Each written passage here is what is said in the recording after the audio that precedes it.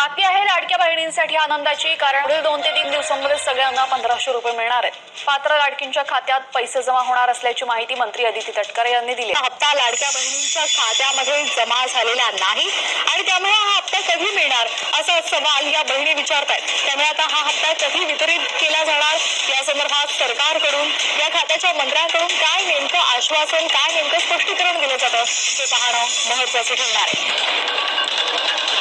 लाडक्या बहिणींना अद्यापही एप्रिलच्या हप्त्याची प्रतीक्षा आहे, त्यामुळे हा हप्ता हे पैसे नेमके कधी मिळणार असा सवाल या लाडक्या बहिणी करतात। राज्यात ई-केवायसी नंतर 1,89,00,000 लाडक्या बहिणी पात्र आहेत, तर अपात्र लाडक्या बहिणींचा लाभ आता बंद होणार आहे।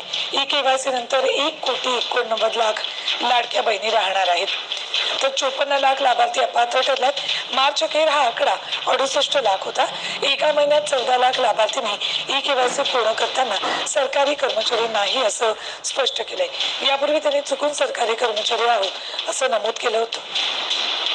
लाभ बंद झाल्याचे कारण अनेक महिलांना अद्याप समजलेलं नाही। केवायसी दुरुस्तीसाठी 30 एप्रिल पर्यंत मुदत दिली। अनेक महिलांचा नोव्हेंबर, डिसेंबर, जानेवारी नंतर लाभ बंद झालाय, परंतु त्याचं कारण त्यांना समजलेलं नाही।